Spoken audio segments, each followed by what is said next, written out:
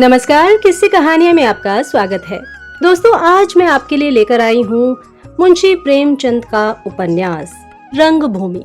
रंगभूमि मुंशी प्रेमचंद द्वारा 1925 में लिखा गया एक यथार्थवादी और महाकाव्यात्मक उपन्यास है।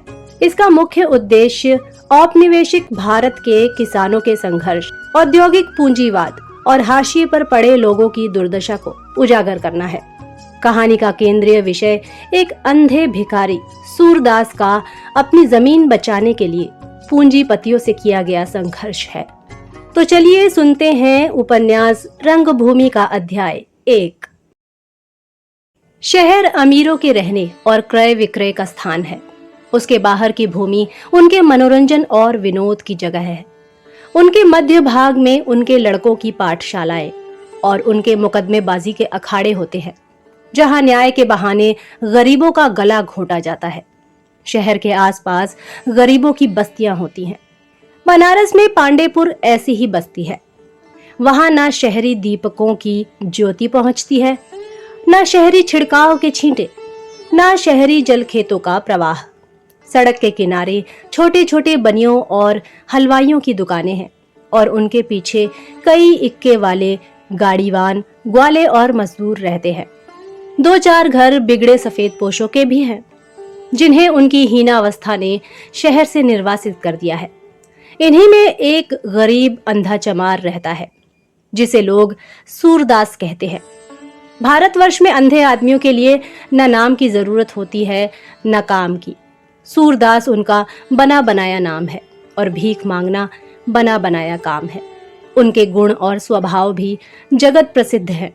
गाने बजाने में विशेष रुचि, हृदय में विशेष अनुराग, अध्यात्म और भक्ति में विशेष प्रेम उनके स्वाभाविक लक्षण हैं। बाहरी दृष्टि बंद और अंतर्दृष्टि खुली हुई। सूरदास एक बहुत ही शीर्णकाय, दुर्बल और सरल व्यक्ति था। उसे दैव ने कदाचित भीख मांगने ही के लिए बनाया था। वह नित्य प्रति लाठी टेकता हुआ पक्की सड़क पर आ बैठता और राहगीरों की जान की खैर मनाता। दाता, भगवान तुम्हारा कल्याण करे, यही उसकी टेक थी और इसी को वह बार बार दोहराता था। कदाचित वह इसे लोगों की दया प्रेरणा का मंत्र समझता था। पैदल चलने वालों को वह अपनी जगह पर बैठे बैठे दुआएं देता था, लेकिन जब कोई इक्का आ निकलता तो वह उसके पीछे दौड़ने लगता और बग्घियों के साथ तो उसके पैरों में पर लग जाते थे। किंतु हवा गाड़ियों को वह अपनी शुभेच्छाओं से परे समझता था। अनुभव ने उसे शिक्षा दी थी कि हवा गाड़ियां किसी की बातें नहीं सुनती। प्रातः काल से संध्या तक उसका समय शुभकामनाओं ही में कटता था। यहाँ तक कि माघ पूस की बदली और वायु तथा जेठ वैशाख की लू लपट में भी उसे नागा न होता था। कार्तिक का महीना था। वायु में सुखद शीतलता आ गई थी। संध्या हो चुकी थी। सूरदास अपनी जगह पर मूर्तिवत बैठा हुआ किसी इक्के या बग्घी के आशाप्रद शब्द पर कान लगाए था। सड़क के दोनों ओर पेड़ लगे हुए थे। गाड़ीवानों ने उनके नीचे गाड़ियां डाल दी थी। उनके पछाई बैल टाट के टुकड़ों पर खली और भूसा खाने लगे। गाड़ीवानों ने भी उपले जला दिए। कोई चादर पर आटा गूंथता था, कोई गोल गोल बाटियां बनाकर उपलों पर सेकता था। किसी को बर्तनों की जरूरत न थी। सालन के लिए घुइये का भुर्ता काफी था और इस दरिद्रता पर भी उन्हें कुछ चिंता नहीं थी। बैठे बाटियां सेकते और गाते थे। बैलों के गले में बंधी हुई घंटियां मंजीरों का काम दे रही थी। गणेश गाड़ीवान ने सूरदास से पूछा, क्यों भगत, ब्याह करोगे? सूरदास ने गर्दन हिलाकर कहा, कहीं है डॉल? गणेश ने कहा, हाँ है, क्यों नहीं। एक गांव में एक सुरिया है, तुम्हारी ही जात बिरादरी की है। कहो तो बातचीत पक्की करूं। तुम्हारी बारात में 2 दिन मजे से बाटियां लगे। सूरदास ने कहा, कोई जगह बताते जहां धन मिले और इस भिखमंगी से पीछा छूटे। अभी अपने ही पेट की चिंता है, तब एक अंधी की और चिंता हो जाएगी। ऐसी बेड़ी पैर में नहीं डालता। बेड़ी ही है तो सोने की तो हो। गणेश ने कहा, लाख रुपए की मेहरिया न पा जाओगे। रात को तुम्हारे पैर दबाएगी, सिर में तेल डालेगी तो एक बार फिर जवान हो जाओगे। ये हड्डियां ना दिखाई देंगी। सूरदास ने कहा, तो रोटियों का सहारा भी जाता रहेगा। ये हड्डियां देखकर ही तो लोगों को दया आ जाती है। मोटे आदमियों को कौन भीख देता है, उल्टे और ताने मिलते हैं। गणेश ने कहा, अजी नहीं, वह तुम्हारी सेवा भी करेगी और तुम्हें भोजन भी देगी। बेचन साह के यहाँ तिलहन झाड़ेगी तो 4 आने रोज पाएगी। सूरदास ने कहा, तब तो और भी दुर्गति होगी। घरवाली की कमाई खाकर किसी को मुंह दिखाने लायक भी न रहूंगा। सहसा एक फिटन आती हुई सुनाई दी। सूरदास लाठी टेक कर उठ खड़ा हुआ। यही उसकी कमाई का समय था। इसी समय शहर के रईस और महाजन हवा खाने आते थे। फिटन ज्यों ही सामने आई, सूरदास उसके पीछे दाता भगवान तुम्हारा कल्याण करे कहता हुआ दौड़ा। फिटन में सामने की गद्दी पर मिस्टर जॉन सेवक और उनकी पत्नी मिसेस जॉन सेवक बैठी हुई थी। दूसरी गद्दी पर उनका जवान लड़का प्रभु सेवक और छोटी बहन सोफिया सेवक थी। जॉन सेवक दोहरे बदन के गोरे चिट्टे आदमी थे। बुढ़ापे में भी चेहरा लाल था। सिर और दाढ़ी के बाल खिचड़ी हो गए थे। पहनावा अंग्रेजी था जो उन पर खूब खिलता था। मुख आकृति से गुरूर और आत्मविश्वास झलकता था। मिसेस सेवक को काल गति ने अधिक सताया था। चेहरे पर झुर्रियां पड़ गई थी और उससे हृदय की संकीर्णता टपकती थी, जिसे सुनहरी ऐनक भी न छिपा सकती थी। प्रभु सेवक की मसें भीग रही थीं। छरहरा डील, एक हरा बदन, निस्तेज मुख, आंखों पर ऐनक, चेहरे पर गंभीरता और विचार का गाढ़ा रंग नजर आता था। आंखों से करुणा की ज्योति सी निकल पड़ती थी। वह प्रकृति सौंदर्य का आनंद उठाता हुआ जान पड़ता था। मिस सोफिया बड़ी बड़ी रसीली आंखों वाली लज्जाशील युवती थी। देह अति कोमल, मानो पंचभूतों की जगह पुष्पों से उसकी सृष्टि हुई हो। रूप अति सौम्य, मानो लज्जा और विनय मूर्तिमान हो गए हों। सिर से पांव तक चेतना ही चेतना थी, जड़ का कहीं आभास तक न था। सूरदास फिटन के पीछे दौड़ता चला आता था। इतनी दूर तक और इतने वेग से कोई मंजा हुआ खिलाड़ी भी न दौड़ सकता था। मिसेस सेवक ने नाक सिकोड़ कर कहा, इस दुष्ट की चीख ने तो कान के पर्दे फाड़ डाले। क्या यह दौड़ता ही चला जाएगा? मिस्टर जॉन सेवक बोले, इस देश के सिर से यह बला न जाने कब टलेगी, जिस देश में भीख मांगना लज्जा की बात न हो। यहाँ तक कि सर्वश्रेष्ठ जातियां भी जिसे अपनी जीवन वृत्ति बना ले, जहाँ महात्माओं का एकमात्र यही आधार हो, उसके उद्धार में अभी शताब्दियों की देर है। प्रभु सेवक ने कहा, यहाँ यह प्रथा प्राचीन काल से चली आती है। वैदिक काल में राजाओं के लड़के भी गुरुकुलों में विद्या लाभ करते समय भीख मांगकर अपना और अपने गुरु का पालन करते थे। ज्ञानियों और ऋषियों के लिए भी यह कोई अपमान की बात न थी, किंतु वे लोग माया मोह से मुक्त रहकर ज्ञान प्राप्ति के लिए दया का आश्रय लेते थे। उस प्रथा का अब अनुचित व्यवहार किया जा रहा है। मैंने यहाँ तक सुना है कि कितने ही ब्राह्मण जो जमींदार हैं, घर से खाली हाथ मुकदमे लड़ने चलते हैं। दिन भर कन्या के विवाह के बहाने या किसी संबंधी की मृत्यु का हीला करके भीख मांगते हैं। शाम को नाज बेचकर पैसे खड़े कर लेते हैं। पैसे जल्द रुपए बन जाते हैं और अंत में कचहरी के कर्मचारियों और वकीलों की जेब में चले जाते हैं। मिसेस सेवक ने कहा, साइस, इस अंधे से कह दो भाग जाए, पैसे नहीं है। सोफिया ने कहा, नहीं मम्मा, पैसे हो तो दे दीजिए। बेचारा आधी मील से दौड़ा आ रहा है, निराश हो जाएगा, उसकी आत्मा को कितना दुख होगा। माँ ने कहा, तो उससे किसने दौड़ने को कहा था? उसके पैरों में दर्द होता होगा। सोफिया ने कहा, नहीं अच्छी मम्मा, कुछ दे दीजिए, बेचारा कितना हाँफ रहा है। प्रभु सेवक ने जेब से केस निकाला, किंतु तांबे या निकिल का कोई टुकड़ा न निकला और चांदी का कोई सिक्का देने में माँ के नाराज होने का भय था। बहन से बोले, सोफी, खेद है, पैसे नहीं निकले। साइस, अंधे से कह दो धीरे धीरे गोदाम तक चलाए, वहां शायद पैसे मिल जाएं। किंतु सूरदास को इतना संतोष कहां। जानता था गोदाम पर कोई भी मेरे लिए खड़ा न रहेगा। कहीं गाड़ी आगे बढ़ गई तो इतनी मेहनत बेकार हो जाएगी। गाड़ी का पीछा न छोड़ा, पूरे 1 मील तक दौड़ता चला गया। यहाँ तक कि गोदाम आ गया और फिटन रुकी। सब लोग उतर पड़े।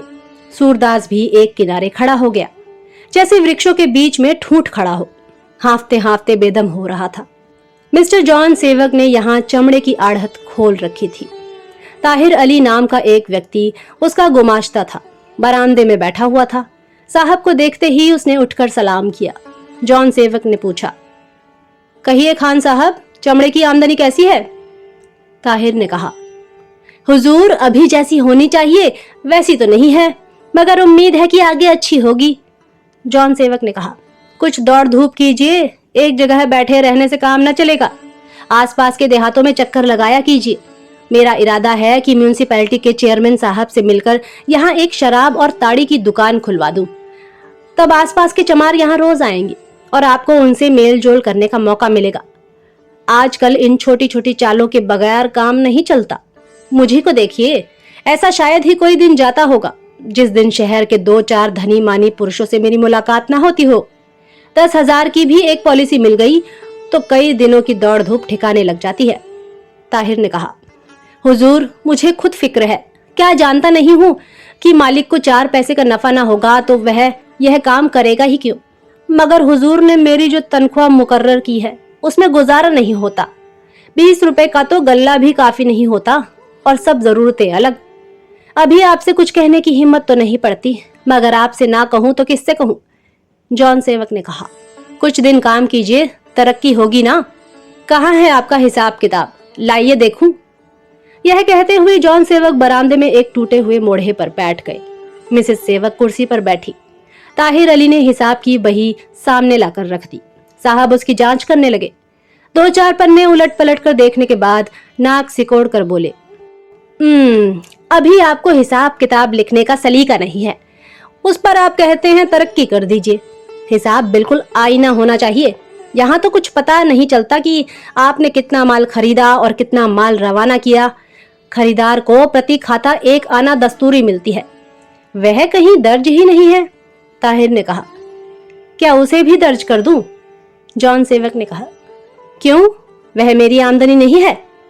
ताहिर ने कहा, मैंने तो समझा कि वह मेरा हक है। जॉन सेवक बोले, हरगिज नहीं, मैं आप पर गबन का मामला चला सकता हूं। त्योरिया बदलकर बोले, मुलाजिमों का हक है खूब, आपका हक तनख्वाह, इसके सिवा आपको कोई हक नहीं है। ताहिर ने कहा, हुजूर अब आइंदा ऐसी गलती ना होगी। जॉन सेवक ने कहा, अब तक आपने इस मद में जो रकम वसूल की है वह आमदनी दिखाइए। हिसाब किताब के मामले में मैं जरा भी रियायत नहीं करता। ताहिर ने कहा, हुजूर बहुत छोटी रकम होगी। जॉन सेवक ने कहा, कुछ मुजायका नहीं, 1 ही पाई सही, वह सब आपको भरनी पड़ेगी। अभी वह रकम छोटी है, कुछ दिनों में उसकी तादाद सैकड़ों तक पहुंच जाएगी। उस रकम से मैं यहाँ एक संडे स्कूल खोलना चाहता हूँ। समझ गए? मेम साहब की यह बड़ी अभिलाषा है। अच्छा चलिए, वह जमीन कहाँ है जिसका आपने जिक्र किया था? गोदाम के पीछे की ओर एक विस्तृत मैदान था। यहाँ आसपास के जानवर चरने आया करते थे। जॉन सेवक यह जमीन लेकर यहाँ सिगरेट बनाने का एक कारखाना खोलना चाहते थे। प्रभु सेवक को इसी व्यवसाय की शिक्षा प्राप्त करने के लिए अमेरिका भेजा था। जॉन सेवक के साथ प्रभु सेवक और उनकी माता भी जमीन देखने चले। पिता और पुत्र ने मिलकर जमीन का विस्तार नापा। कहाँ कारखाना होगा, कहाँ गोदाम, कहाँ दफ्तर, कहाँ मैनेजर का बंगला, कहाँ श्रमजीवियों के कमरे, कहाँ कोयला रखने की जगह और कहाँ से पानी आएगा। इन विषयों पर दोनों आदमियों में देर तक बातें होती रही। अंत में मिस्टर सेवक ने ताहिर अली से पूछा, यह किसकी जमीन है?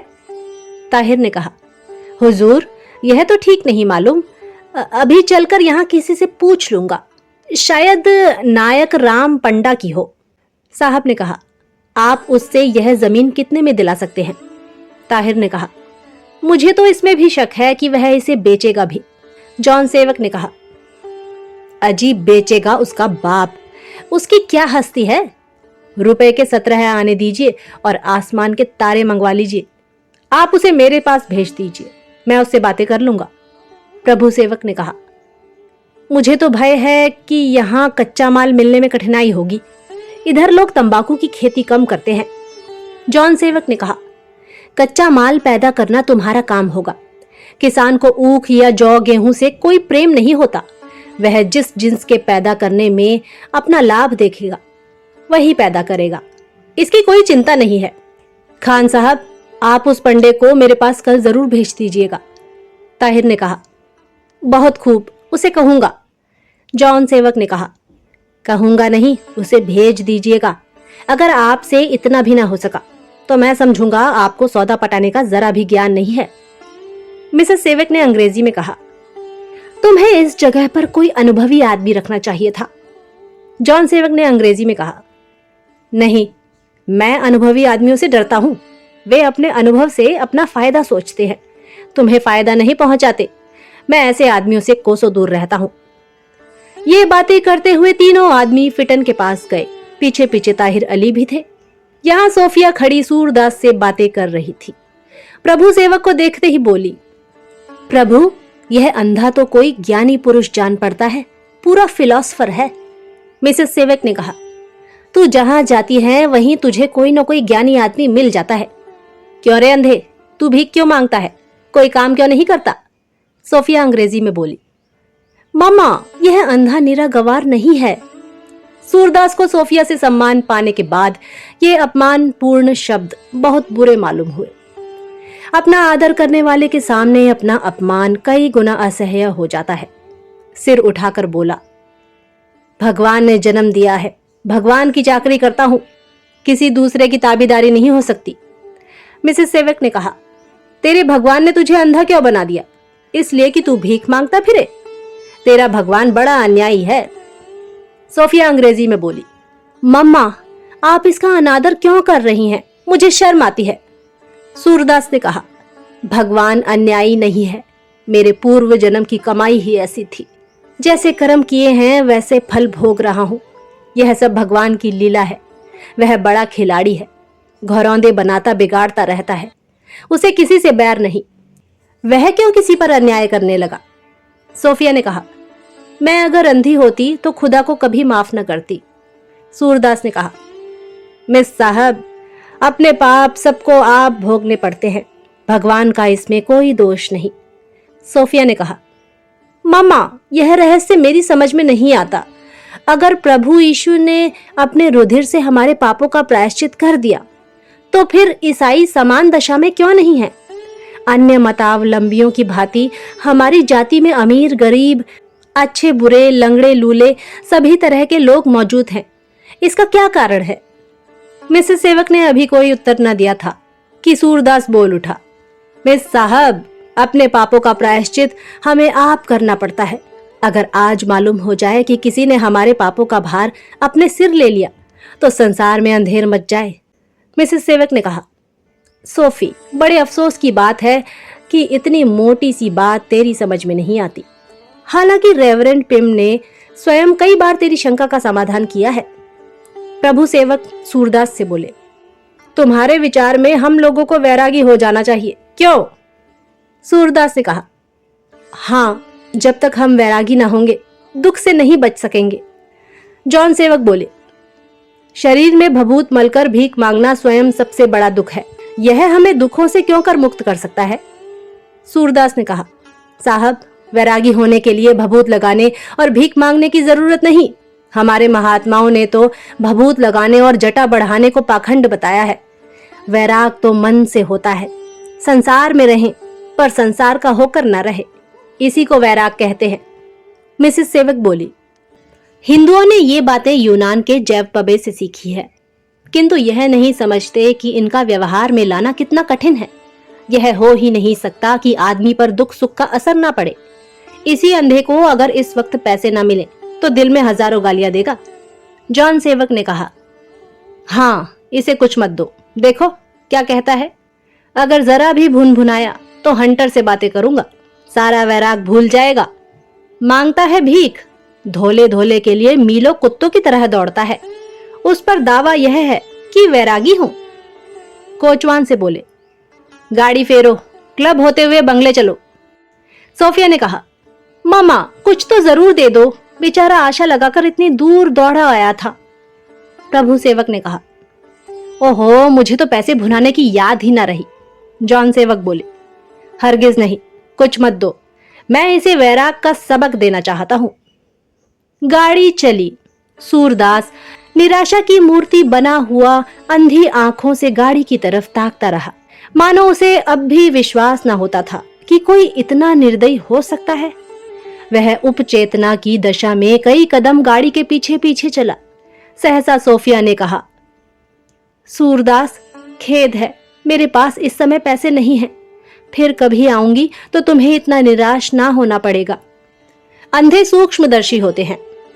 सूरदास स्थिति को भली भांति समझ गया। हृदय को कलेश तो हुआ, पर बेपरवाही से बोला, मिस साहब, इसकी क्या चिंता, भगवान तुम्हारा कल्याण करे, तुम्हारी दया चाहिए, मेरे लिए यही बहुत है। सोफिया ने मां से कहा, मम्मा, देखा आपने, इसका मन जरा भी मैला नहीं हुआ। प्रभु सेवक ने कहा, हाँ, दुखी तो नहीं मालूम होता। जॉन सेवक बोले, उसके दिल से पूछो। मिसेस सेवक ने कहा, गालियां दे रहा होगा। गाड़ी अभी धीरे धीरे चल रही थी। इतने में ताहिर अली ने पुकारा, हुजूर, यह जमीन पंडा की नहीं, सूरदास की है, ये कह रहे हैं। साहब ने गाड़ी रुकवा दी। लज्जित नेत्रों से मिसेस सेवक को देखा। गाड़ी से उतरकर सूरदास के पास आए और नम्र भाव से बोले, क्यों सूरदास, यह जमीन तुम्हारी है? सूरदास ने कहा, हाँ हुजूर, मेरी ही है, बाप दादों की इतनी ही तो निशानी बच रही है। जॉन सेवक ने कहा, तब तो मेरा काम बन गया। मैं चिंता में था कि ना जाने कौन इसका मालिक है, उससे सौदा पटेगा भी या नहीं। जब तुम्हारी है तो फिर कोई चिंता नहीं। तुम जैसे त्यागी और सज्जन आदमी से ज्यादा झंझट ना करना पड़ेगा। जब तुम्हारे पास इतनी जमीन है तो तुमने यह भेष क्यों बना रखा है? सूरदास ने कहा, क्या करूं हुजूर, भगवान की जो इच्छा है वह कर रहा हूं। जॉन सेवक बोले, तो अब तुम्हारी विपत्ति कट जाएगी। बस यह जमीन मुझे दे दो। उपकार का उपकार और लाभ का लाभ, मैं तुम्हें मुंह मांगा दाम दूंगा। सूरदास ने कहा, सरकार, पुरखों की यही निशानी है, बेचकर उन्हें कौन मुंह दिखाऊंगा। जॉन सेवक ने कहा, यहीं सड़क पर एक कुआं बनवा दूंगा, तुम्हारे पुरखों का नाम चलता रहेगा। सूरदास ने कहा, साहब, इस जमीन से मोहल्ले वालों का बड़ा उपकार होता है। कहीं एक अंगुल भर चरी नहीं है। आसपास के सब ढोर यहीं चरने आते हैं। बेच दूंगा तो ढोरों के लिए कोई ठिकाना न रह जाएगा। जॉन सेवक ने कहा, कितने रुपए साल चराई के पाते हो?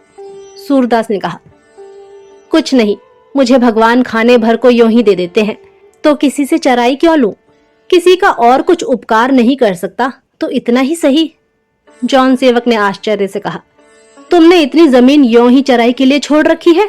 सोफिया सत्य कहती थी कि तुम त्याग की मूर्ति हो। मैंने बड़ों बड़ों में इतना त्याग नहीं देखा।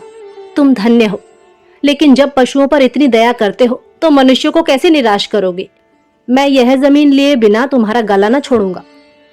सूरदास ने कहा, सरकार, यह जमीन मेरी है जरूर, लेकिन जब तक मोहल्ले वालों से पूछ न लूं, कुछ कह नहीं सकता।